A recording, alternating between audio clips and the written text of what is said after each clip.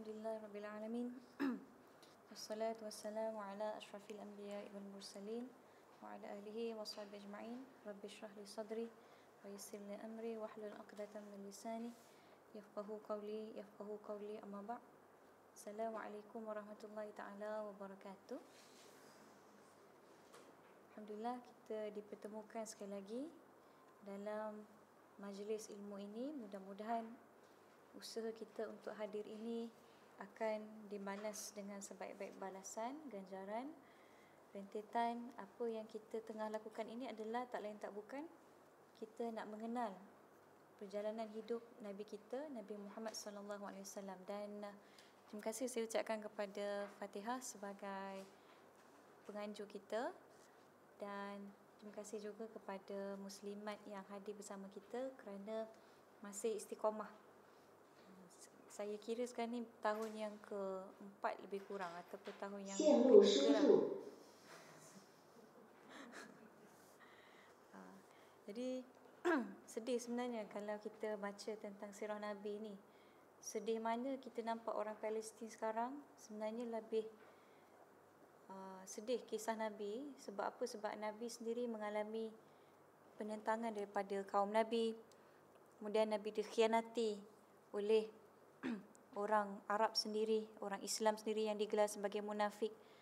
Jadi sedikit sebanyak sebenarnya cuba kita balikkan apa yang kita nampak pada hari ini yang berlaku kepada orang Palestin. Sebenarnya itu adalah satu sunnatullah, maksudnya perkara yang Allah tetapkan terjadi kepada orang Islam, kerana Allah nak tengok setakat mana kita benar-benar mengimaninya. Kan, kalau kita tengok dalam surah Al-Ankabut tu ayat yang kedua, Allah berfirman, maksudnya, wahai orang yang beriman, adakah kamu mengira kamu dibiarkan mengatakan kamu beriman sedang kamu tidak diuji? Kan? Jadi kesusahan, kepayahan yang Allah berikan kepada kita ini sebagai ujian nak menilai keimanan kita. Lalu dari situlah Allah akan berikan kita ganjaran sesuai dengan usaha kita, dan mudah-mudahan syurgalah tempat yang abadi yang kita nakkan. Jadi ya, memang kita bersedih dengan apa yang berlaku kepada saudara kita di Gaza sekarang ni. Dan sekali lagi, kalau kita lihat cekalnya orang Gaza ataupun orang Palestin ini, salah satu sebabnya adalah mereka menghayati kisah Nabi, kisah perjuangan macam mana Nabi tegakkan Islam ni. Memang penuh dengan ranjau yang berduri, tidaklah dihamparkan dengan permaidani indah. Jadi tu kita nampak orang Gaza, orang yang beriman seharusnya menjadikan Nabi ini sebagai qudwah hasanah, dengan melihat macam mana Nabi membawa perjuangan dakwah ini sehingga ke seluruh pelosok dunia. Jadi itu yang saya nak bagi sebagai pendahuluan lah. Akhirnya berbalik kepada kita sendiri, macam mana kita beriman dengan Allah dan Rasulnya. Wallahualam. Okay, baik. Sebelum kita masuk kepada topik yang seterusnya, kita ingat baliklah tentang apa yang telah kita bicarakan pada bulan lalu. Pada bulan lalu kita sebut tentang satu perang yang bersejarah, disebut sebagai perang Hunain. Menariknya tentang perang Hunain ini adalah perang ini disertai oleh ramai orang Islam. Dinyatakan di sini bilangan tenteranya adalah seramai 12,000 orang. Tentera Madinah saja 10,000 orang. Tentera Mekah pula 2,000 orang. Melawan dengan musuh yang berjumlah 20,000 orang. Jadi kalau kita tengok sebelum daripada perang Hunain ni, tidak pernah orang Islam yang sertai perang tu seramai ini. 12,000 tak pernah seramai itu. Kalau kita tengok daripada perang Badar tu 313 orang, kemudian 1,000, kemudian 10,000. Kira 12,000 ni waktu 8 Hijrah tu adalah jumlah yang paling ramai. Dan waktu tu orang Islam rasa yakin, bangga, kita ramai ni, kita boleh menang.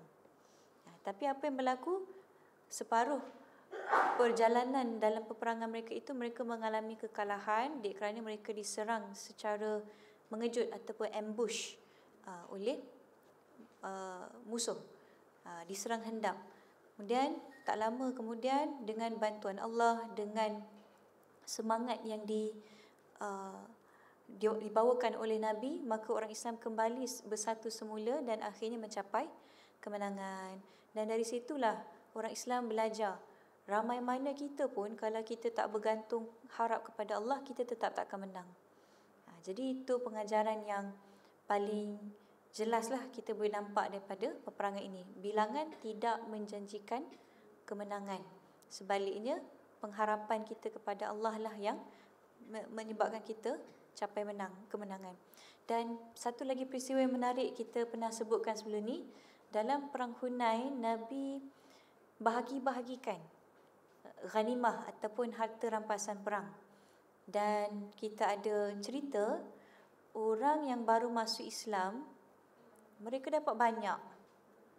Tapi dalam kalangan orang yang dah sedia ada masuk Islam, khususnya Ansar, mereka terkilan. Kenapa kami dapat sedikit? Bahkan orang Ansar tu memang tak dapat langsung. Dan apa yang kita dapat daripada kisah itu, Nabi kata, kenapa kamu nak rasa terkilan sedangkan aku dah bagi kamu yang lebih besar, iaitu aku serahkan Islam untuk kamu. Maksudnya Nabi yakin kalau Nabi serahkan Islam di tangan orang Ansar, nescaya Islam tu akan terbela, terpelihara. Jadi nak katanya, kadang apa yang kita dapat tu kita tak nampak hikmahnya. Kita anggap, kenapa aku tak dapat macam mana yang orang lain dapat? Tapi rupanya Allah bagi something lebih besar daripada itu. Allah bagi kita hikmah, bagi kita kekuatan dan juga kepercayaan. Sebagaimana kaum Ansar ni, Nabi percaya. Dan Nabi juga ada cakap, kalaulah bukan kerana hijrah, aku suka nak jadi orang Ansar. Sebab apa? Sebab Nabi nampak sendiri macam mana orang Ansar ni suka membantu. Mereka mendahulukan orang lain lebih daripada diri mereka sendiri. Nak katanya orang Ansar ni memang orang yang sangat-sangat baik. Jadi itu cerita tentang perang Hunain. Okey. Rentetan daripada perang Hunain juga ada perang yang dinamakan sebagai perang Taif. Di sinilah berlaku pengepungan selama 40 hari. Ramai orang Islam yang cedera, kira-kira 12 orang yang syahid.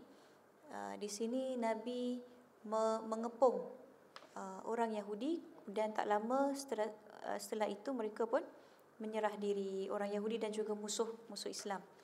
Baik, kita juga sempat cerita tentang pembukaan kota Mekah. Dari situlah macam mana sebanyak 360 berhala itu dipecahkan dan menandakan era baharu dalam sejarah Islam, iaitu orang Islam berbondong-bondong, berduyun-duyun masuk Islam tanpa mereka ini dipaksa. Jadi itu antara keindahan Islam lah yang kita nampak. Orang nampak sendiri relevannya Islam dengan kekuatan spiritual dan juga kekuatan dari sudut fizikal. Baik, jadi kita dah habis tentang apa yang berlaku pada 8 Hijrah. Kita masuk tahun yang seterusnya, iaitu tahun 9 Hijrah. Baik, kalau yang ada buku ni, puan-puan boleh tengok muka surat 882. Tapi yang ni saya go through ringkas sajalah sebab saya nak fokus kepada perang Tabuk. Okey, muka surat 882.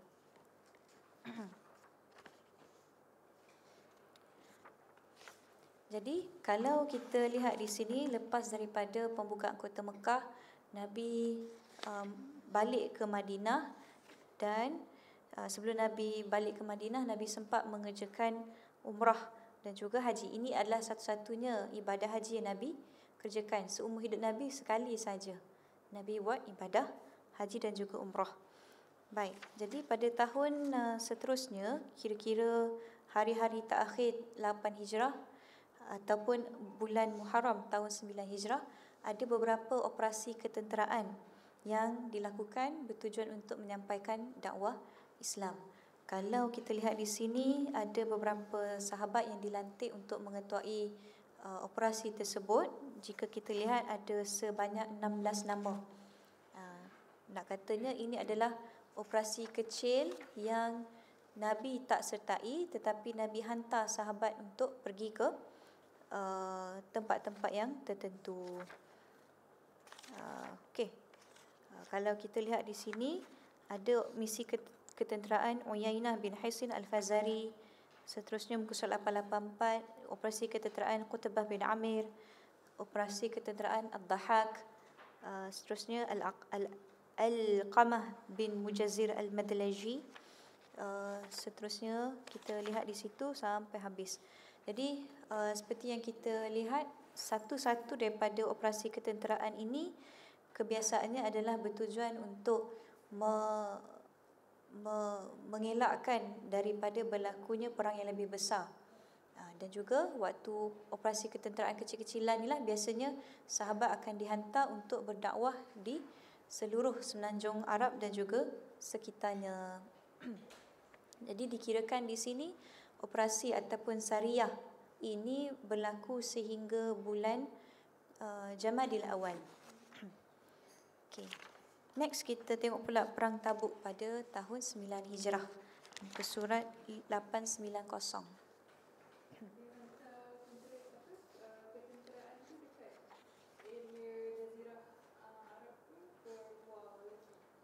Ke semenanjung Arab.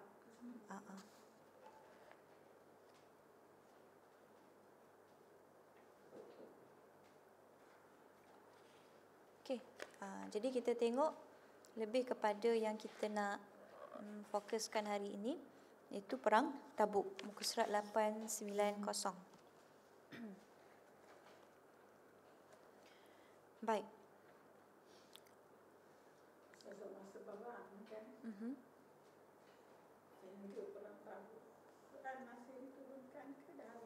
Masih lagi.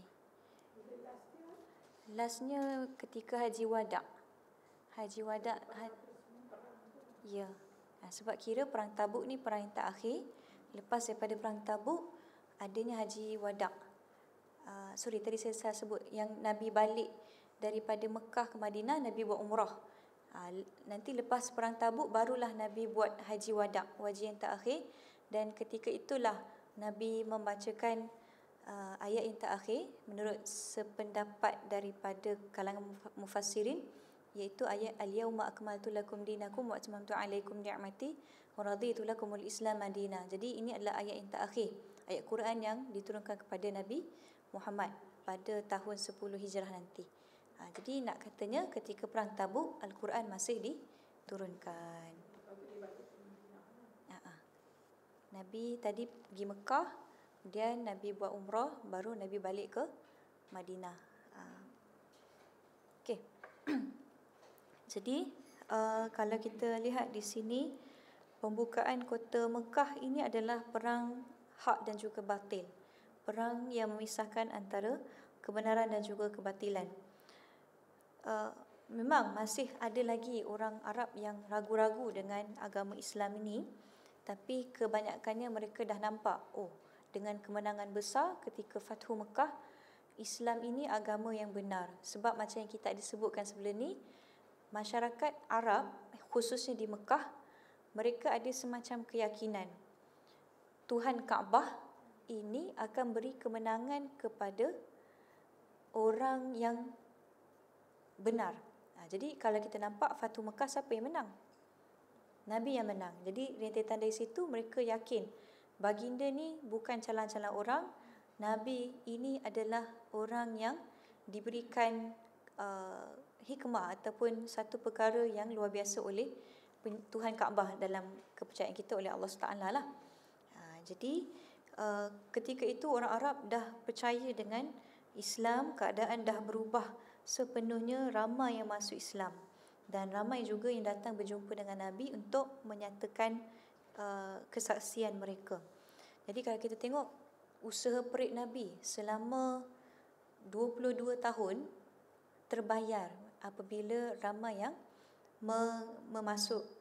memeluk Islam, bahkan menyebarkan pula Islam tu kepada orang ramai. Baik, jadi kita cuba lihat apakah faktor yang membawa kepada perang Tabuk. Setiap satu perang ni sebenarnya akan ada puncanya lah. Kadang dengan sebab Nabi dikhianati, diserang, kadang dengan sebab ada orang Islam tu sendiri yang kita kata apa? Diserang jugalah. Jadi kenapa boleh berlakunya perang Tabuk ni? Ingat lagi tak ketika ataupun selepas daripada perjanjian Hudaibiyah di Meterai, Nabi menghantar duta ke seluruh kerajaan yang berada sekitar wilayah Arab ni. Antaranya adalah Nabi hantar surat dan juga duta tu kepada Raja Rom, Raja Hercules.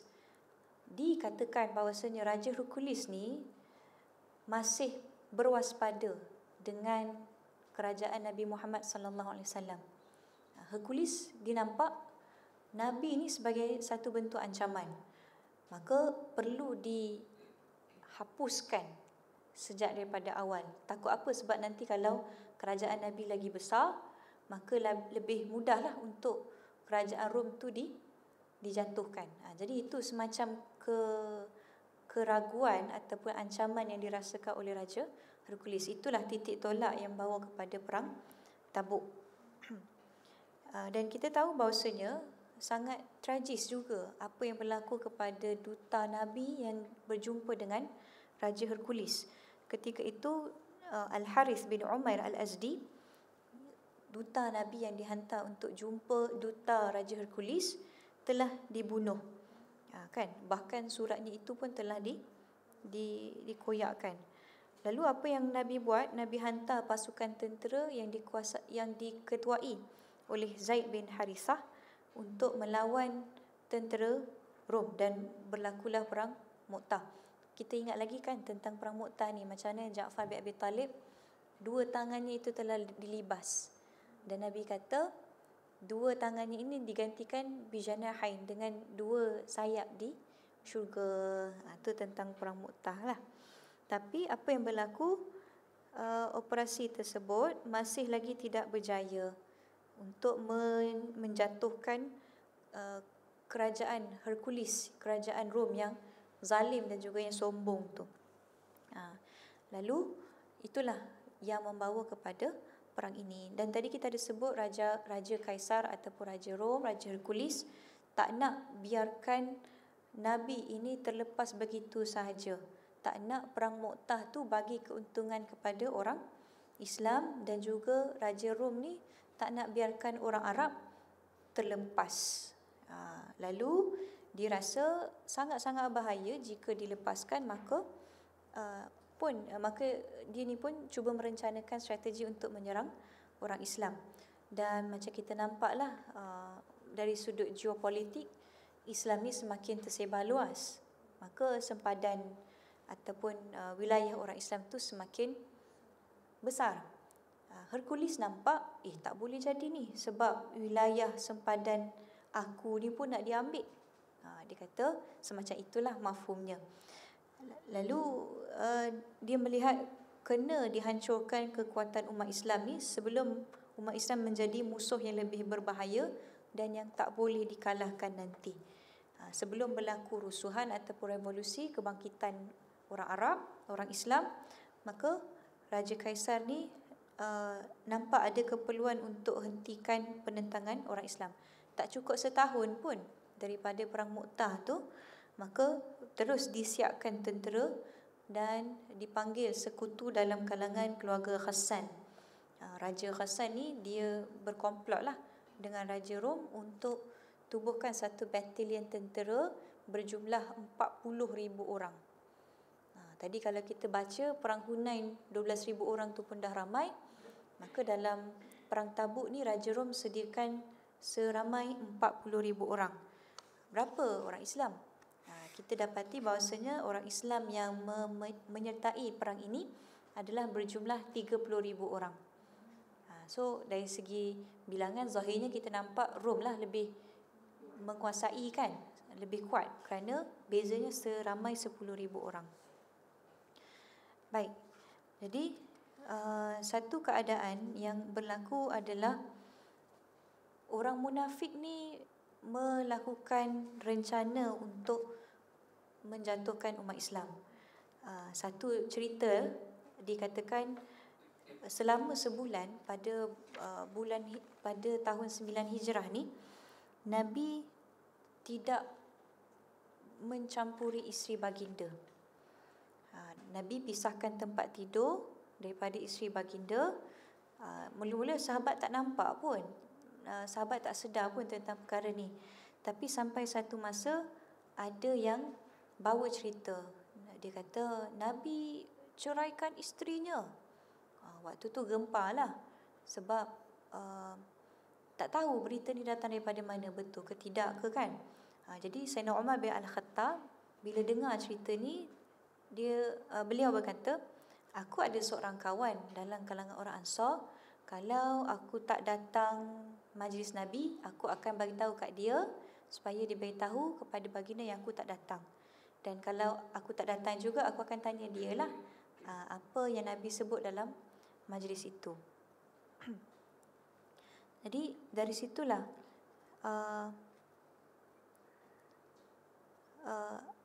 sahabat ini datang berjumpa dengan Sayyidina Umar. Dia ketuk pintu rumah. Dia kata buka pintu ni. Dan Sayyidina Umar tanya, adakah Raja Ghassan dah datang? Sebab waktu tu macam dengar-dengar lah Hercules dan juga Ghassan ni nak datang serang orang Islam. Jadi Sayyidina Umar tanya dengan sahabat tu, Raja Ghassan dah datang ke? Dan kawannya itu yang dalam kalangan Ansar tu, dia kata berita ni lagi dahsyat daripada kedatangan Ghassan tu. Nabi asingkan diri daripada isteri-isterinya. Ini berita yang besar. Gemparlah semacam kita, pemimpin kita ceraikan isteri, mestilah kita tertanya-tanya, kenapa dia ceraikan isteri dia buat benda tak elok ke? Ataupun pemimpin tu sendiri ke buat benda tak elok? Macam kita lah kan, kita suka bertanya-tanya apa-apa yang berlaku kepada pemimpin kita. Jadi semacam tu jugalah berlaku kepada Nabi. Sahabat gempar, kenapa Nabi tidak mencampuri isteri Nabi, Nabi mengasingkan ataupun Nabi menceraikan isterinya. Jadi keadaan ini satu perkara yang membimbangkan. Macam kita nampak seolah-olah apa masalahnya? Normal lah orang bercerai-berai, contoh kan. Tapi dalam situasi ni tak normal. Sebab apa? Sebab kekhawatiran berlaku apabila perpecahan itu berlaku dari dalam, bukan daripada luar. Kalau kita risau Raja Ghassan dan juga Raja Rom ini datang menyerang orang Islam menjadi berpecah belah, itu tidaklah sedahsyat kalau perpecahan itu datang dari dalam sendiri. Macam mana orang munafik ni cuba bawa berita yang tidak dapat disahkan kebenarannya, lalu orang Islam pun menjadi berpecah-pecah. Ingat lagi ke tak, atau adakah kita ingat lagi tentang kisah Aisyah dengan Safwan tu kan? Macam mana Aisyah difitnah ada hubungan dengan Safwan. Kemudian apa yang berlaku? Nabi tidak berjumpa. Nabi masa tu rasa sedih lah kan. Aisyah pun sedih sebab dilayan sedemikian oleh Nabi. Dan bila turun ayat yang membersihkan nama Sayyidatina Aisyah dan juga Safwan, barulah Nabi bergembira. Nak katanya, nampak tak, berita orang munafik itu boleh menjadikan orang Islam berpecah belah. Semacam dalam kisah ni lah, macam mana Nabi dikatakan tidak bercampur dengan isteri, lalu berita ini membawakan keresahan dalam kalangan orang Islam sendiri dan khawatir orang Islam akan berpecah belah, lalu mereka membawa haluan ataupun kelompok masing-masing. Baik, kalau kita lihat di sini ada satu lagi perkara yang dilakukan oleh orang munafik. Tentang cerita tadi tu tak dapat disahkanlah kesahihannya macam mana. Dan ada satu lagi cerita berkaitan dengan Masjid Dirar kan. Ada dalam ayat Quran tentang Masjid Dirar ni.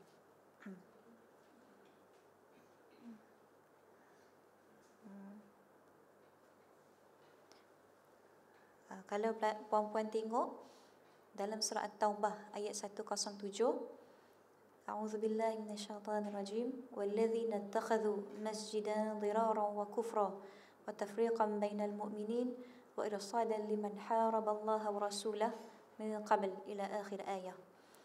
Jadi terjemahan daripada ayat 107 surah At-Taubah ini, dan di antara orang munafik juga ialah orang yang membina masjid, Masjid Dirar, dengan tujuan membahayakan keselamatan orang Islam dan menguatkan keingkaran mereka sendiri serta memecah belahkan perpaduan orang yang beriman, dan juga untuk dijadikan tempat intipan bagi orang yang telah memerangi Allah dan Rasulnya sebelum itu.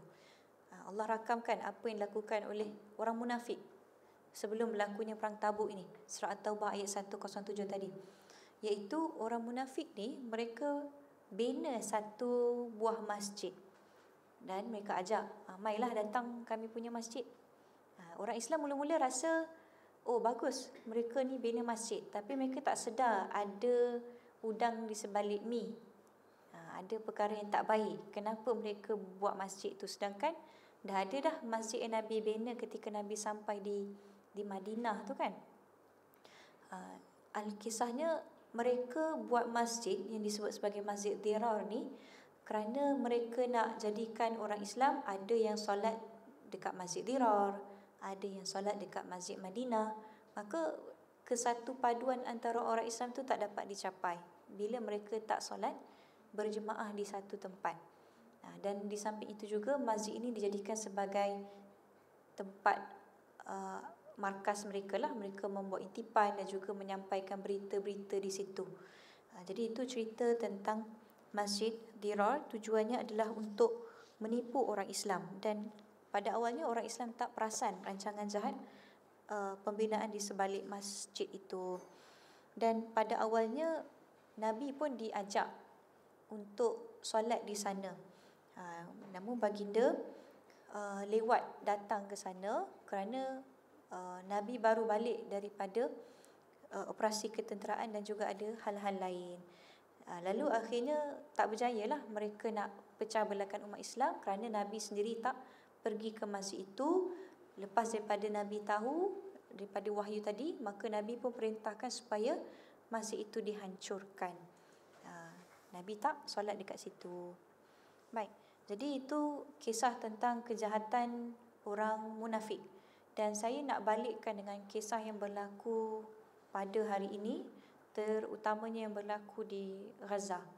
Kan kalau kita tengok baru-baru ni gempar apabila Brigid Al-Qassam, mereka telah menjatuhkan hukuman mati, tak silap saya 60 orang.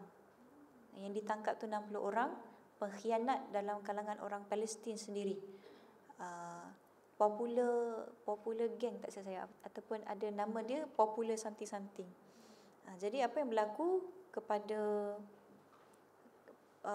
pengkhianat ini, mereka ni terima bantuan senjata daripada pihak musuh. Lalu apa yang mereka buat? Mereka bunuh orang Palestin. Orang Palestin yang khianat bunuh orang Palestin. Dan tak cukup setakat tu, mereka curi bekalan makanan dan juga mereka jual dengan harga yang sangat-sangat mahal. Al-kisahnya yang saya bacalah tentang Yasir Abu siapa nama dia? Abu Shabab tu kan. Pada tahun 2000 sebelum ni pernah ditangkap dengan sebab kesalahan mengedar dadah. Jadi dia tak puas hatilah sebab dia kena hukuman oleh penguatkuasa Palestin. Maka akhirnya dia berpaling tadah dan berkhidmat untuk tentera musuh pula. Jadi kita sedih kan, macam mana orang Palestin sendiri jadi pengkhianat bangsa mereka sendiri. Dan itu sebenarnya satu perkara yang berlaku pada zaman Nabi.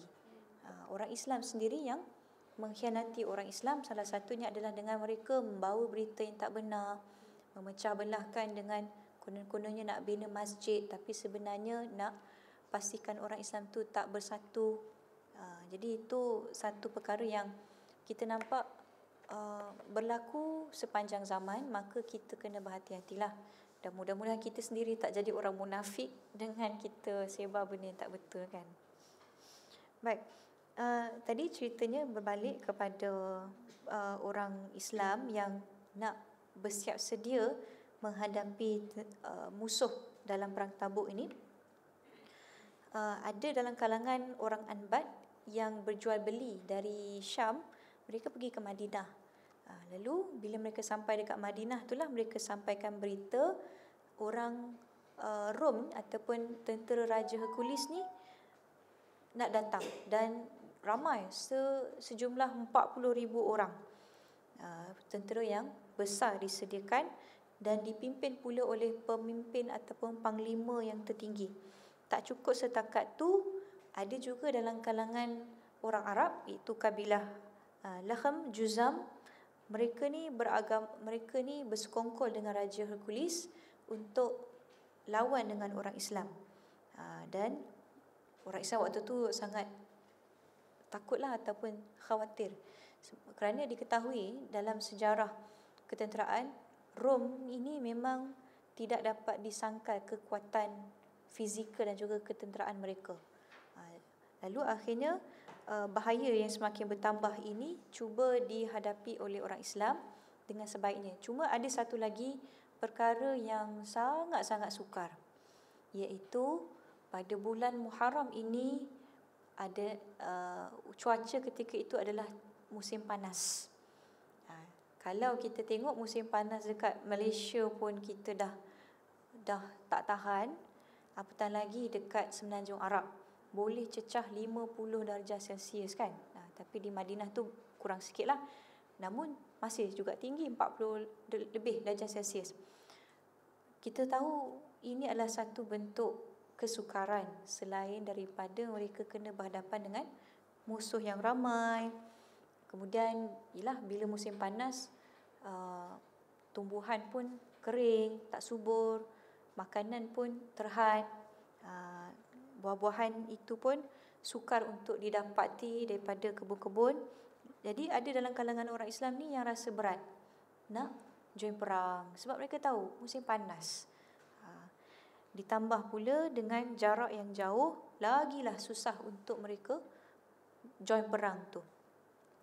Maka apa yang Nabi buat? Nabi tahu perkara ni kena ditangani dengan baik. Maka Nabi pun susun satu strategi, pandangan yang lebih teliti, dan Nabi tinjau kalau ada yang malas ataupun ada orang Islam yang lengah-lengahkan untuk join perang ni, Nabi takkan biarkan mereka. Nabi akan ajak mereka untuk join peperangan ini. Kemudian kalau kita lihat di sini, Nabi susun salah satu strateginya adalah Nabi akan serang ataupun pergi berperang tu di sempadan kawasan tentera Rom. Sebab apa? Sebab Nabi tak nak libatkan orang Madinah. Kalau kita tengok, kadang ada setengah perang tu yang dijalankan berhampiran dengan tempat tinggal orang Islam. Jadi keadaan itu memberi risiko yang tinggi lah. Maka dengan sebab itulah dalam perang ini Nabi rancang, okey, kita takkan perang di kawasan yang hampir dengan Madinah, kita pergi jauh, iaitu di kawasan sempadan tentera Rom.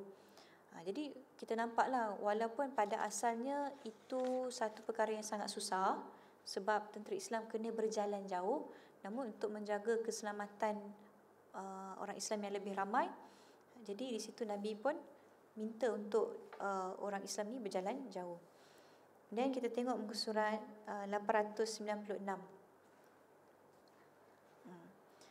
Seperti yang kita sebut, ramai yang tak nak join perang pada awalnya.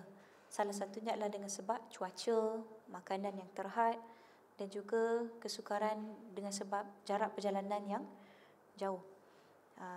Namun baginda membacakan kepada mereka ayat-ayat daripada surah At-Taubah untuk tingkatkan semangat supaya mereka join perang tersebut. Antaranya adalah berkaitan dengan surah At-Taubah yang kita bacakan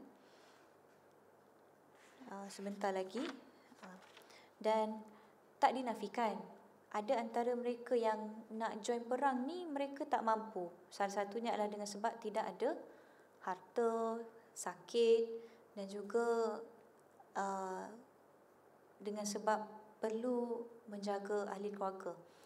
Baik, sekali lagi saya suka kaitkan dengan situasi yang berlaku pada hari ini supaya kita dapat nampak ataupun dapat gambarkan macam mana keadaan yang dihadapi oleh orang Islam ketika itu. Macam kita tengoklah kan baru-baru ni Sumut Flotilla, siapa yang pergi join Sumut Flotilla ni? Biasanya adalah minimum orang yang berharta lah daripada sihat tubuh badan. Sebab apa? Sebab nak join Sumut Flotilla ni dikatakan setidaknya kita kena ada RM30,000. Setidaknya. Sebab apa? Sebab kita nak bayar minyak kapal yang kita naik tu, nak bayar tambang kapal terbang kita pergi, kemudian persediaan barang kita sendiri.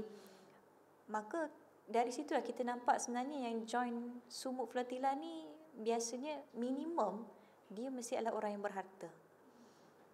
Macam kita ni mungkinlah ada sebahagian pada kita yang kurang berkemampuan, maka kita pun kata saya tak mampu lagi nak join Sumut Flotilla ni sebab saya tidak ada kewangan yang cukup untuk join tu. Maka macam tu jugalah waktu zaman Nabi. Ada yang nak join tapi mereka tak mampu dengan sebab mereka tak ada harta. Mereka tak mampu nak sumbang sama ada untuk orang Islam ataupun untuk perjalanan mereka pergi itu sendiri. Jadi dikatakan di sini ada yang ada wang ni ataupun ada harta, memang mereka berlumba-lumba nak join perang Tabuk, especially mereka yang dalam kalangan sahabat yang betul-betul beriman kepada Nabi. Tapi ada juga yang undurkan diri dengan sebab tak berkemampuan dan tak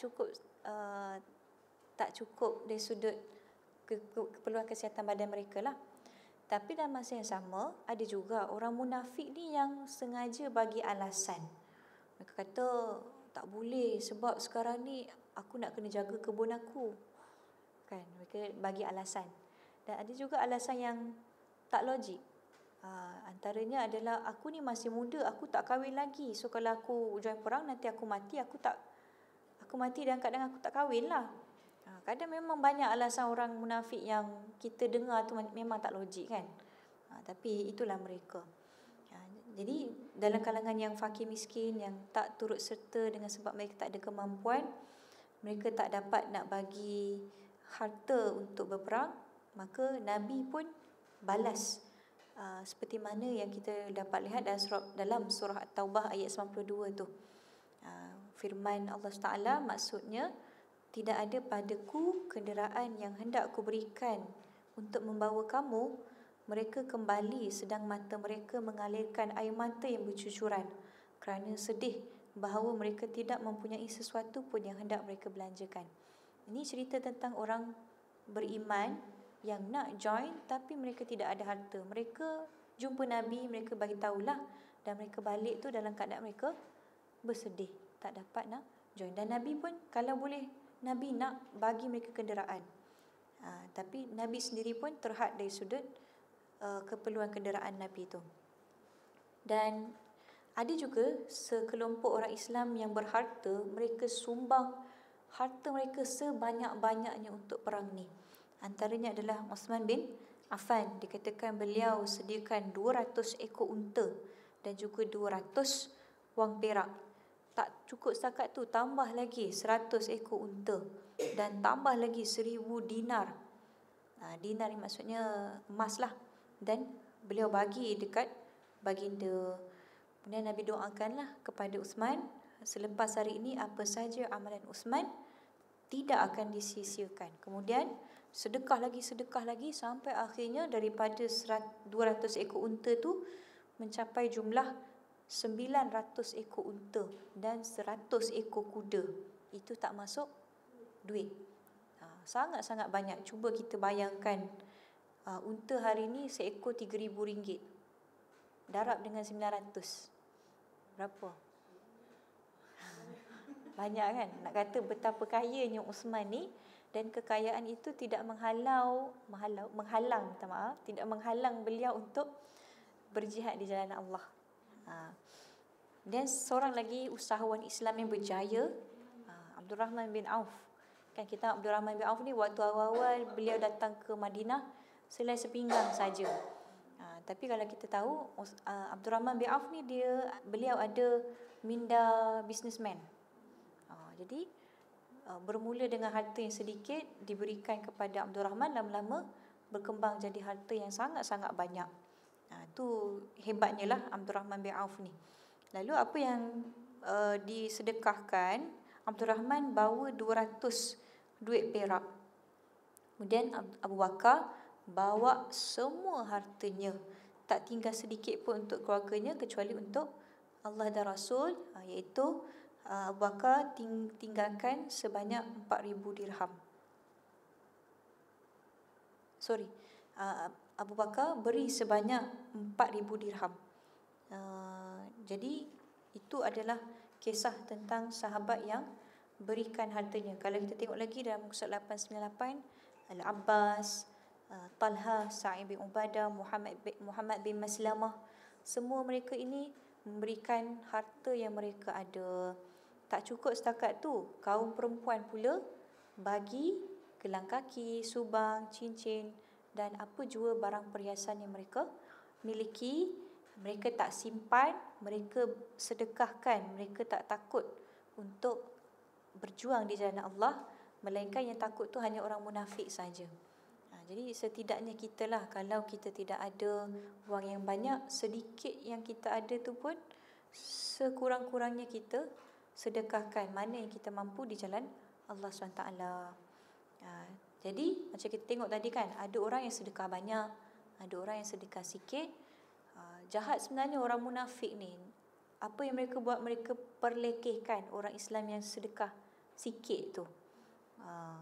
Dia kata apa? Ni seperti yang Allah rakamkan dalam surah At-Taubah. Dia kata macam lah, sikit ni engkau sedekah, baik tak sedekah kan. Maka Allah perakamkan orang yang cela mereka yang beriman mengenai sedekah yang mereka berikan dengan sukarela, dan mencela orang yang tidak dapat mengadakan apa-apa untuk disedekahkan kecuali sedikit sekadar kemampuannya, serta mereka mengejek-ngejeknya.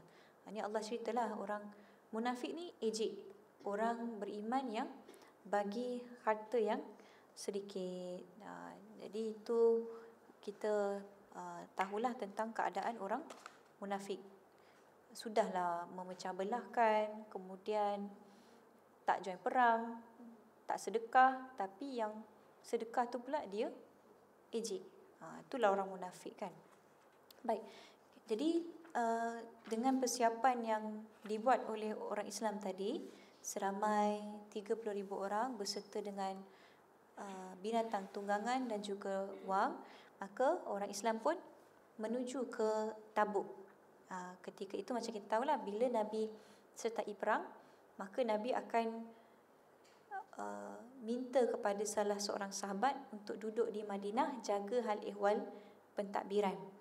Waktu tu dikatakan sahabat yang jaga hal ehwal pentadbiran di Madinah adalah Muhammad bin Maslamah Al-Ansari. Dan ada juga pandangan lain kata Sibak bin Urfutah. Manakala Sayyidina Ali bin Abi Talib pula, Nabi minta untuk beliau ni jaga ahli keluarga. Ceritanya sekali lagi tentang Sayyidina Ali ini dan juga orang munafik. Kan tadi Nabi minta kepada Sayyidina Ali untuk jaga ahli keluarga, sedangkan Sayyidina Ali ni nak join perang. Kalau kita tengok kebiasaannya, mana-mana perang yang Nabi join, Sayyidina Ali pun akan join. Tapi waktu perang Tabuk ni, Nabi kata, kau duduk dengan ahli keluarga dekat Madinah, kau tak payah join perang. Jadi orang munafik ni diejek lah, Ali apalah kau tak pergi perang, macam tu kan. Lalu bila Sayyidina Ali dipersendakan, Sayyidina Ali tak puas hati. Dan kemudian Sayyidina Ali pun cuba keluar nak ikut Nabi untuk join perang, tapi Nabi suruh dia balik. Kemudian Nabi cakap dekat Sayyidina Ali, tidakkah kamu rela kalau kedudukan kamu denganku sama seperti kedudukan Harun dengan Musa? Nak katanya, walaupun Sayyidina Ali tak join perang, tapi masih Sayyidina Ali ni ada ketertautan dengan Nabi, kan? Macam mana Nabi Musa dan juga Nabi Harun, mereka berdakwah bersama-sama. Maka itulah yang Nabi cakap dengan Ali, jangan risau, engkau mafhumnya lah, engkau dengan aku ni masih ada hubungan yang baik. Bukan bermakna aku suruh kau duduk kat Madinah ni, aku tak suka engkau. Mafhumnya begitu. Tapi Nabi tuturkan, engkau dengan aku ni sama macam Harun dan juga Musa. Begitulah, menenangkan. Macam kita kan, contoh saya cakap dekat Fatihah, tak apa Fatihah, walaupun saya pergi Australia, kan contoh, kita masih sister, kan. Contoh. Nak kata kita, hubungan kita masih baik. Begitu. Dan Nabi kata, namun ketahuilah tak ada Nabi selepasku. Baik, jadi Nabi pun bersama dengan tentera Islam yang lain, seramai 30,000 orang, bergerak keluar daripada Madinah, membawa harta dan juga tunggangan mereka yang sedikit tu. Dikatakan 18 orang bergila-gila naik seekor unta. Saat tadi untanya pun tak banyak, kan? Tak banyak pun kita nampak lah, ada 900 yang disedekahkan oleh Sayyidina Uthman. Kemudian yang join perang tu 30,000 orang, maka nisbahnya satu ekor unta gila-gila ditunggangi oleh 18 orang tentera. Walaupun mereka berada dalam musim panas yang terik, mereka tak putus asa. Dan satu perkara yang sedih bila kita baca ni kan, waktu musim panas tu kan perjalanan mereka panjang, sebab Nabi suruh mereka bergerak berada di sempadan tentera Rom. Jadi dalam perjalanan yang panjang, yang panas tu, mereka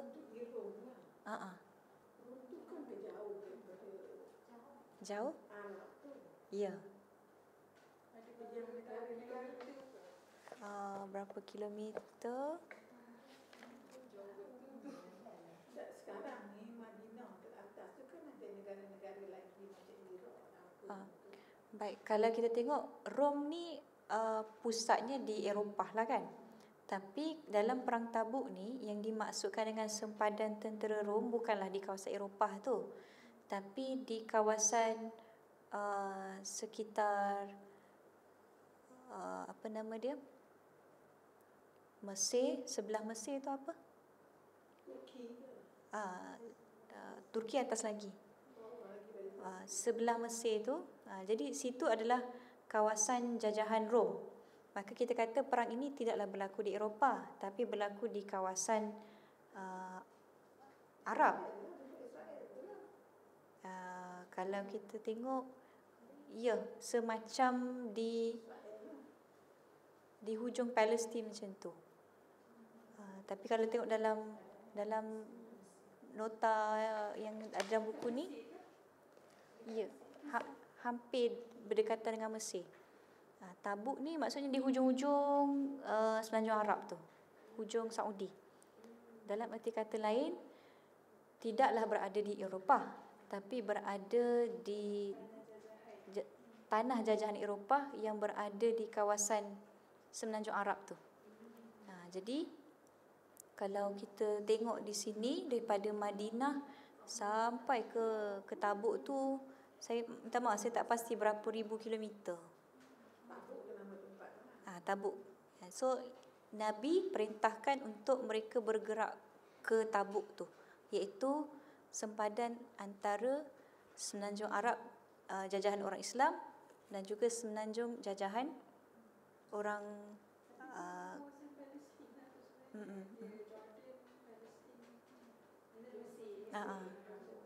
betul.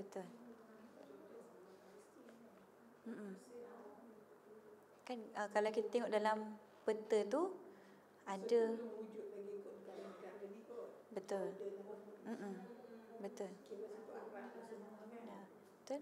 Sebab kalau kita tengok Palestin tu dibuka pada zaman Sayyidina Umar kan. Jadi sebelum daripada zaman Sayyidina Umar tu, Baitul Maqdis tu masih berada di bawah cengkaman tentera Rom. So dekat situlah yang kita nampak dia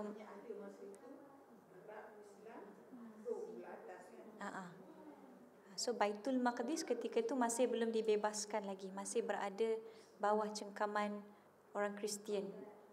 Antaranya inilah Hercules ni. Jadi ceritanya apa tadi ya? Jadi baginda pun bergerak menuju ke Tabuk.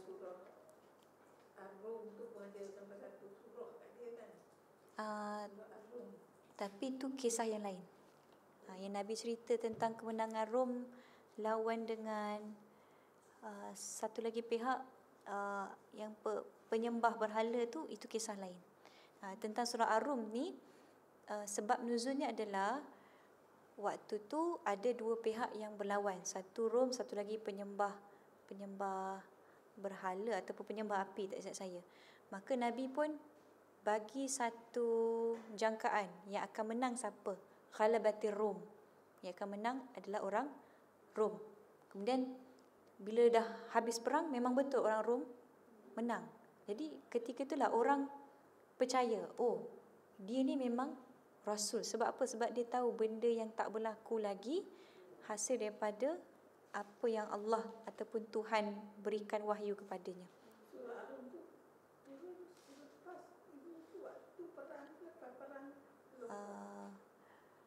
Saya tak pasti, tapi Ar-Rum sebab nuzulnya bukan berkaitan dengan perang ni, tapi berkaitan dengan macam mana nak kaitkan macam mana Rom menang lawan dengan satu lagi pihak, dan Nabi memang dah jangkakan kemenangan tu, lalu ini sebagai pengukuh kerasulan Nabi. So surah Ar-Rum tu kisah yang lain. Okey, baik. Jadi tentera Islam pun menuju ke Tabuk. Kalau kita tengok di sini hujung Palestin macam itulah. Cuma ada satu perkara yang menarik dan mungkin ramai yang ambil enteng tentang perkara ni, iaitu dalam perjalanan Nabi melalui satu kawasan yang disebut sebagai Al-Ula. Al-Ula kan? Pernah dengar kan tentang kawasan bernama Al-Ula ni? Kalau kita tengok zaman sekarang ni, kerajaan Arab Saudi cuba jadikan tu sebagai destinasi pelancongan. Memang kita nampak lain daripada lain kawasan tu kan. Dia satu kawasan yang terbuka, dan keliling tu ada batu yang tinggi, dan cuba dibina. Yang kita nampak sekarang ni ada tempat kolam, macam-macam. Sedangkan dalam peristiwa Perang Tabuk ni, Nabi ada bagi satu peringatan kepada kita tentang kawasan Ula ni. Ceritanya kita boleh tengok muka surat 899 dengan 900. Muka surat 899 dengan muka surat 900. Baik. Tadi kita ada sebut perjalanannya panjang, panas pula tu. Bibir orang Islam ni memang merekah-rekah, panas. Dan mereka pun bawa bekalan makanan yang cukup-cukup saja, sampai satu ketika makanan tu hampir kehabisan. Mereka terpaksa makan daun-daun pokok. Tu nak katanya susahlah perjalanan mereka ketika itu. Tadi kita ada sebut satu ekor unta dinaiki bergila-gila 18 orang Islam. Tapi nak katanya sangat-sangat payah dan juga sangat-sangat panas, mereka terpaksa sembelih unta tu untuk diambil airnya. Diambil kantung air ataupun uncangnya. Jadi dengan sebab tu, tentera Perang Tabuk ni disebut sebagai tentera kesusahan ataupun Jaishul Usrah. Jaish, tentera, Al-Usrah, Al-Usr, kesusahan. Sebab tadi kita nampak kan, apa yang mereka alami dari sudut cuaca yang panas, perjalanan yang jauh, makanan yang tak cukup, kenderaan yang terhad. Itu memang memerlukan kepada satu usaha yang sangat-sangat keraslah untuk join perang ni. Baik, tadi berbalik tadi kepada cerita Al-Ula, sampai satu kawasan orang Islam dan juga Nabi lalu tempat yang bernama Al-Ula. Maka Nabi kata apa? Bila kamu sampai di kawasan kaum Samud ini, kamu jangan minum airnya dan jangan kamu ambil wuduk. Jangan kamu ambil wuduk untuk solat. Kalau nak minum, ambil air telaga yang diminum oleh unta Nabi Saleh. Maksudnya apa? Apa yang ditinggalkan oleh kaum yang diazab ni, kamu jangan ambil pun. Kalau nak minum, minum daripada sumber yang baik, iaitu sumber yang diminum oleh unta Nabi Saleh. Dia ada juga dalam riwayat Bukhari dan juga Muslim, direkodkan bahawasanya Nabi bila lalu kawasan Al-Hijr dan juga kawasan Al-Ula ni, Nabi akan kata, jangan kamu masuk penempatan orang yang zalimi diri mereka sendiri. Bimbang nanti kamu pun akan dapat azab seperti mereka. Kecuali kalau kamu lalu tu, kamu menangis untuk kamu ambil pengajaran. Jadi Nabi pun tutup kepala Nabi dan Nabi cepat-cepat beredar daripada kawasan tu. Beza pula dengan kita sekarang ni.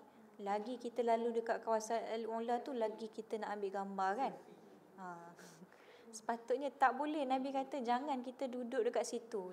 Bahkan jangan kita ambil airnya pun. Just lalu cepat-cepat, laju-laju. Nangis tu just untuk ambil peringatan ataupun pengajaran saja. Jangan kita seronok-seronok dekat situ. Jadi itu cerita tentang Al-Hijr dan juga Al-Ula.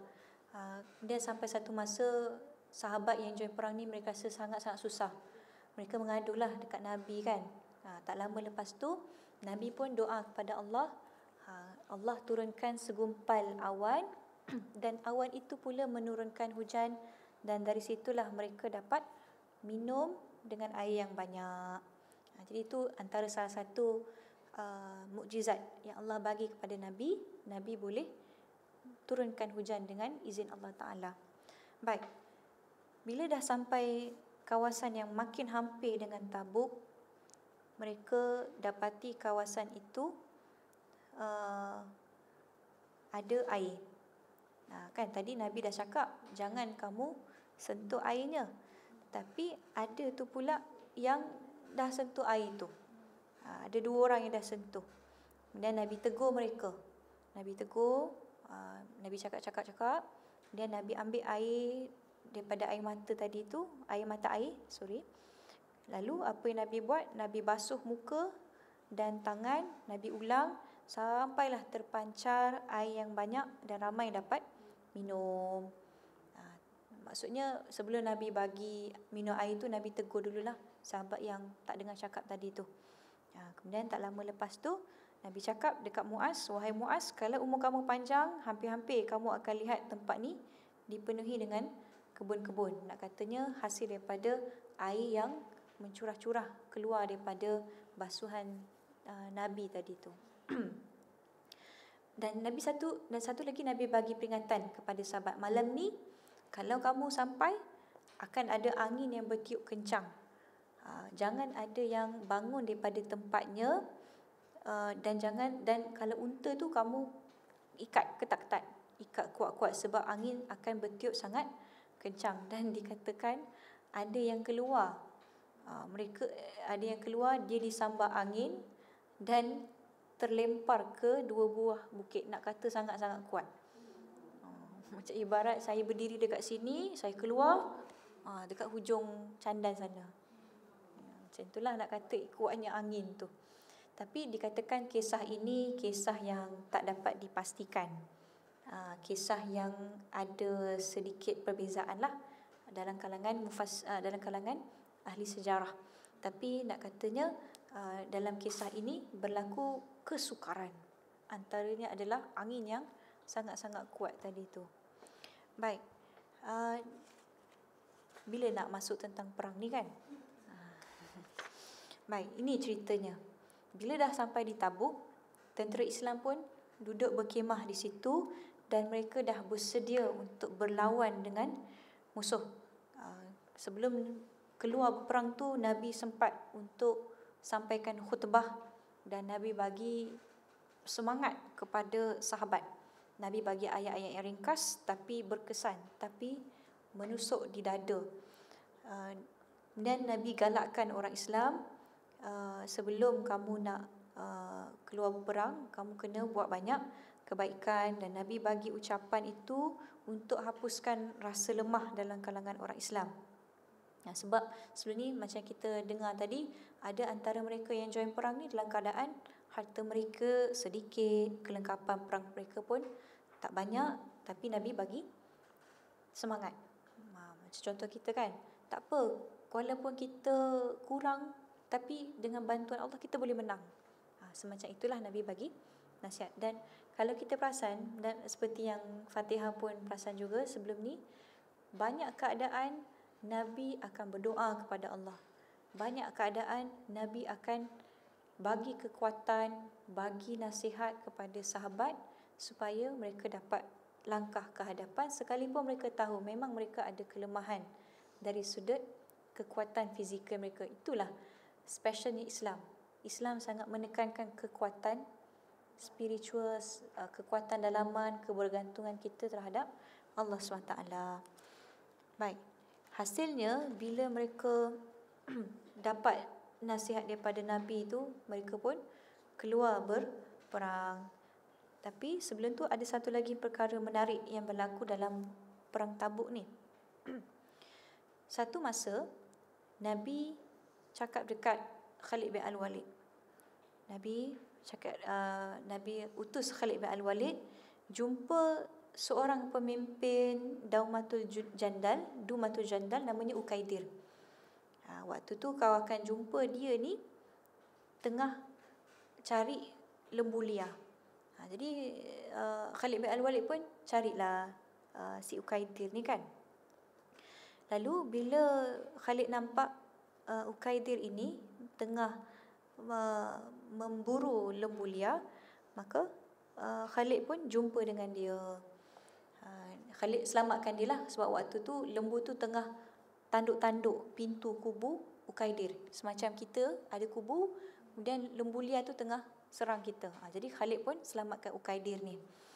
Dari situlah bila nyawanya diselamatkan, Ukaidir buat keputusan untuk bagi 2,000 ekor unta, 800 topi besi, 400 baju besi dan juga 400 tombak, serta bersujud untuk berikan jizyah kepada Nabi. Lalu di sini Nabi dapat kembangkan kekuatan Nabi selain daripada berlakunya perdamaian antara orang Islam dan juga penduduk Dumatul Jandal. Jadi itu sikit sebanyaklah antara perkara yang menarik juga berlaku dalam perang ini. Dan akhirnya dalam perang Tabuk ini dikisahkan muka surat 903, tentera Islam pulang dengan kemenangan dan mereka tak terperangkap dengan muslihat musuh. Ketika ini dikatakan ada 12 orang munafik cuba bunuh Nabi. Tapi Nabi dapat diselamatkan oleh Huzaifah. Baik. Kemudian kalau kita lihat lagi, ada perkara yang luar biasa. Antaranya disebutkan dalam surah At-Taubah, orang munafik ini mereka berazam untuk buat apa yang mereka tak dapat nak buat, iaitu mereka berazam untuk membunuh Nabi, namun akhirnya Allah selamatkan Nabi daripada pembunuhan tersebut. Jadi di akhiri begitulah perang Tabuk ini, orang Islam yang menang. Cuma kalau kita tengok di penghujung bab ini disebutkan bahawasanya ada beberapa orang yang tak join perang. 3 nama disebutkan orang Islam tak join perang, iaitu Ka'ab bin Malik, Murarah bin Ar-Rabi' dan juga Hilal bin Umayyah. Tentang 3 orang Islam ni, mereka memang betul-betul ikhlas nak join perang tapi tak dapat. Jadi 3 orang ni jumpa Nabi lah, mereka bagi alasan kenapa mereka tak dapat join. So orang yang dengar, orang yang tahu mereka tak join, boykot 3 orang ni. Apalah Ka'ab, Murarah dengan Hilal ni tak join perang. Sampai satu masa memang mereka 3 orang ni rasa semua orang benci ataupun semua orang pulaukan mereka, boykot mereka. 40 malam, 40 hari mereka di boykot. Teruklah. Sebab apa? Sebab orang tahu mereka ni tak join perang. Sampai satu masa Allah turunkan ayat dan Allah terima taubat 3 orang sahabat ni. Jadi yang tadi 3 orang tu, Ka'ab bin Malik, Murarah bin Rabi', Hilal bin Umayyah pun bergembiralah bila mereka sudah tidak lagi dipulaukan oleh orang Islam yang lain. Sebab apa? Sebab dikatakan mereka ni ada keuzuran. Mereka ni orang yang lemah, sakit, tak ada harta untuk dibelanjakan. Jadi Allah terima taubat mereka. Mereka bukan senang-senang tak nak join perang tersebut. Kesannya daripada perang ini, orang Islam dapat luaskan kuasa mereka ke seluruh semenanjung Arab, dan juga masyarakat dapat lihat tidak ada lagi kuasa yang dapat mengalahkan kekuatan Islam. Kemudian Rom sebelum ni mereka tahu kamilah yang paling hebat, tapi selepas daripada perang ini berakhir, mereka duduk terdiam sebab tak sangka boleh dikalahkan oleh orang Islam yang berjumlah kecil daripada mereka. Dan orang munafik memang Allah dah bagi tahu kepada mereka tanda-tandanya, dan mereka sudah tidak lagi dilayan dengan baik daripada berbanding sebelum ini. Kalau sebelum ni orang munafik itu ada yang disolatkan jenazahnya, maka selepas daripada perang Tabuk, Allah dah tak benarkan lagi jenazah orang munafik ini disembahyangkan. Juga Nabi tidak dibenarkan untuk mohon keampunan bagi pihak mereka. Kalau ada yang meninggal, tidak boleh berdiri di kuburan mereka. Maksudnya sebagai pengajaran lah, jangan kamu jadi orang munafik sebab nanti kamu akan dipulaukan. Dan selain daripada yang kita sebutkan tadi, masjid yang dibina itu juga dirobohkan, dan Allah bagi tahu nama-nama orang munafik itu siapa. Cuma satu perkara yang menarik adalah nama-nama orang munafik ni Allah bagi tahu kepada Nabi. Dan Nabi bagi tahu kepada Huzaifah. Huzaifah dengan sifat amanahnya tidak menguar-uarkan kepada orang lain. Hanya certain sahabat je yang tahu nama-nama orang munafik tu. Jadi itu cerita tentang perang Tabuk. Kisahnya dirakamkan dalam surah At-Taubah. Dan yang terakhir dalam surat 910, ingat lagi tak tentang Raja Najasyi? Raja Najasyi, raja yang berkulit hitam, asalnya beragama Kristian. Yang dia baik tu. Kemudian lepas daripada perjanjian Hudaibiyah tu, kan Raja Najasyi masuk Islam.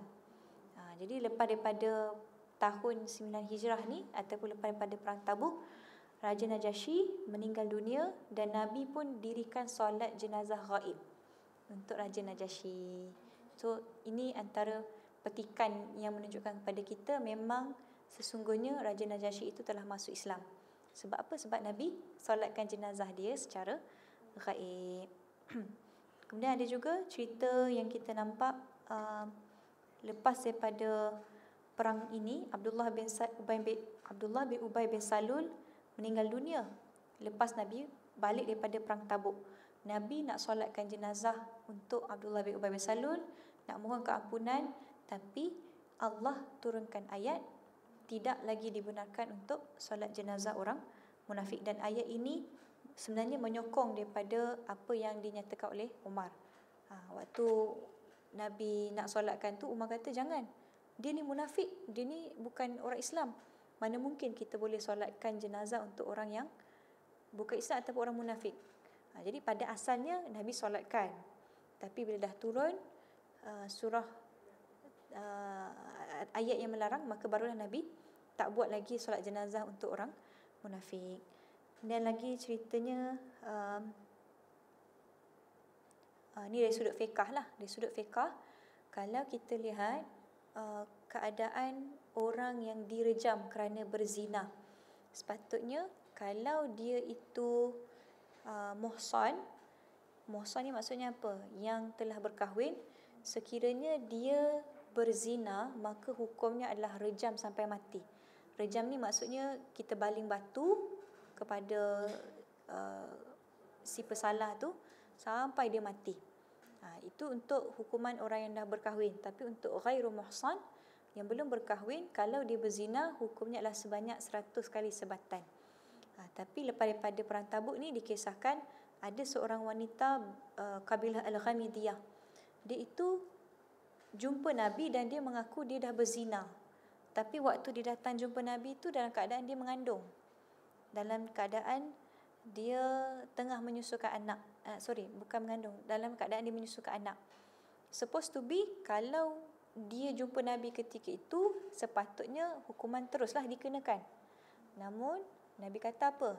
Tunggu sampai tempoh penyusuannya berakhir, barulah dia akan kenakan hukuman rejam. Jadi ini dari sudut fiqahnya lah. Dari satu perspektif kita nampak Islam ni agama yang ihsan. Takkanlah dia tengah menyusukan anaknya, terus ibunya tu dikenakan hukuman, anaknya tu dibiarkan tidak disusukan. Kan, Islam agama yang sangat relevan. Biarkan dulu anaknya habis menyusu, setelah disusukan barulah ibunya dikenakan hukuman. Jadi itu satu perkara yang menarik untuk kita telusuri. Selain daripada kisah Nabi, kita juga dapat tahu sikit sebanyak tentang undang-undang Islam yang Nabi bawakan. Ini adalah undang-undang yang sangat relevan dan memenuhi fitrah kejadian manusia. Wallahu ta'ala alam. Itu saja daripada saya. Akan datang barulah kita masuk cerita berkaitan dengan rombongan yang datang ke Madinah. Dan bulan Disember nanti baru kita cerita tentang kisah yang sangat-sangat sedih, iaitu tentang kewafatan Nabi Muhammad sallallahu alaihi wasallam. Wallahu alam. Aku qauli hadza wa astaghfirullahal azim li wa lakum. Yang baik datang daripada Allah, yang buruk daripada kelemahan saya sendiri. Wallahu taala alam. Sekian, assalamualaikum warahmatullahi taala wabarakatuh.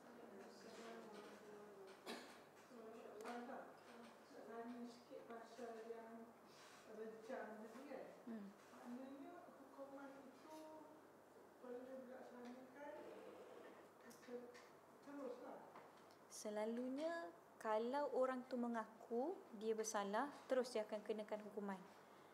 Tapi dalam kisah ni, dengan sebab dia masih menyusukan anak, maka Nabi bagi satu tenggang masa. Dah habis dia menyusukan anak, maka anaknya tu dijaga oleh orang lain, barulah ibunya tu akan dikenakan hukuman rejam sampai mati.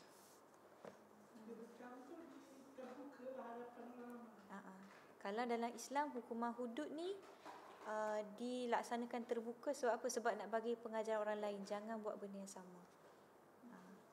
So kalau rejam tu yang si pesalah berada di tengah-tengah, maka orang lain akan lontar batu kepada dia, termasuklah ahli keluarga dia pun boleh juga lontar batu sampailah dia mati. Barulah akan dikebumikan seperti mana orang Islam yang lain. Allah Allah. Saya satu soalan lah, dia macam saya perasan maksudnya masyarakat Islam ketika berada bersama Nabi Muhammad, ketika mana berlakunya perang, diorang berkusu-kusu untuk memberi sumbangan. Maksudnya macam masa itulah diorang akan nampaklah kan, diorang akan bagilah segala harta mereka pada waktu tu. So saya macam apa yang saya fikirkan lah, apa yang menjadikan mereka mahu menyumbang besar ketika peperangan, dan apa yang tiupkan semangat pada mereka lah untuk diorang sumbangkan and be part of peperangan itu sendiri lah. So saya tak tahu jawapan tu panjang ke pendek. Seringkasnya lah, acap kali bila Nabi bagi semangat itu, Nabi akan kaitkan dengan kehidupan akhirat. Maksudnya apa? Maksudnya kehidupan kita di dunia ni, seindah mana sekalipun, tidak akan dapat mengalahkan kehidupan abadi di akhirat nanti. So biasanya kalau Nabi cerita tentang semangat untuk kita berjuang, semangat untuk kita bersedekah, biasanya Nabi akan bagi tahu apa yang kamu infakkan di jalan Allah ketika ini, itulah yang akan melayakkan kamu kehidupan yang abadi yang sangat-sangat sempurna nanti. Ataupun dalam kata lain, kamu buat baik dekat dunia ni, Allah akan balas lebih baik lagi nanti dekat akhirat. So kebiasaannya begitulah. Motivasinya Nabi kaitkan dengan kehidupan akhirat tu. Allah alam. Kalau kata kita sekarang menyumbang tu, yelah, kita tak adalah, yelah sekarang ni kurang gaza Israel lah, maksudnya macam bantuan kemanusiaan semua.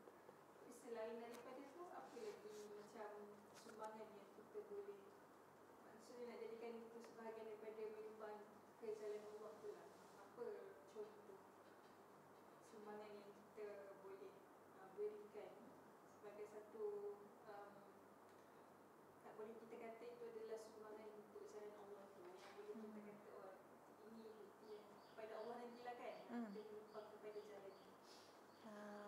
yang saya boleh kata selain daripada harta adalah berkaitan dengan usaha lidah kita sendiri. Maksudnya apa? Dari sudut kita bagi kesedaran kepada orang, kita sampaikan kepada orang tentang kebenaran. Itu pun sebenarnya adalah satu usaha kita jugalah. Dan dalam surah Yusuf, tak silap saya, Nabi bagi tahu apa yang aku lalui sekarang ni adalah jalan yang telah dilalui oleh para rasul sebelumnya. Maksudnya apa? Usaha Nabi buat seperti mana rasul sebelumnya, iaitu dari segi usaha dakwah itulah kan. Maka dalam arti kata lain, saya cuba cari kejap ayat tu dalam surah Yusuf. Ila sabili rabbil hikmati wal mau'izatil hasanah.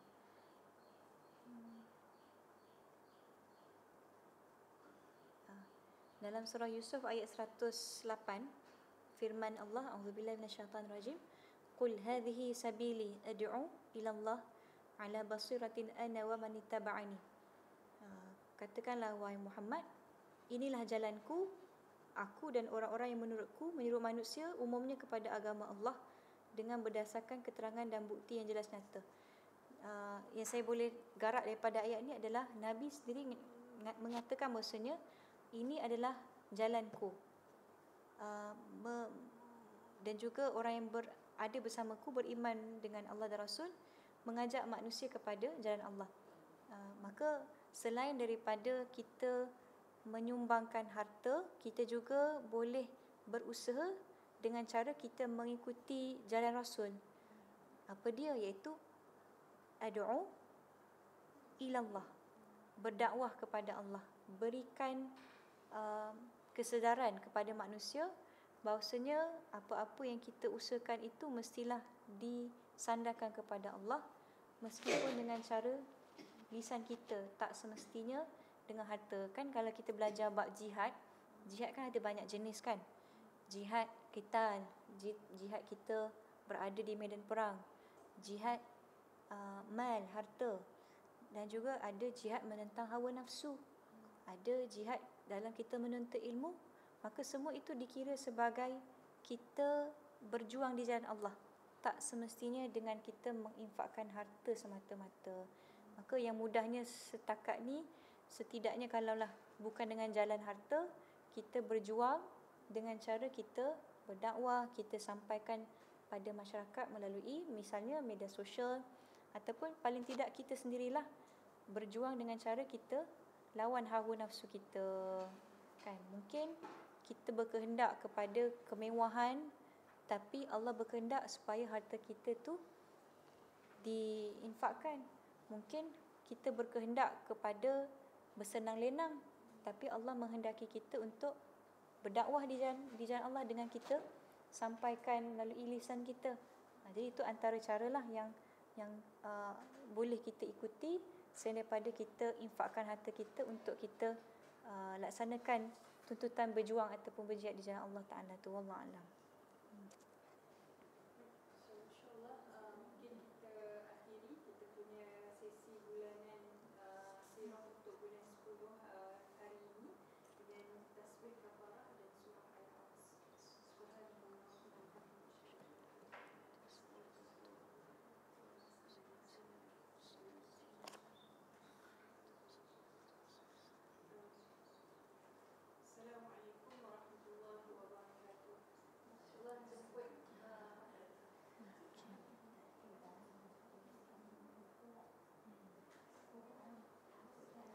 Betul kan soalan Fatihah tu?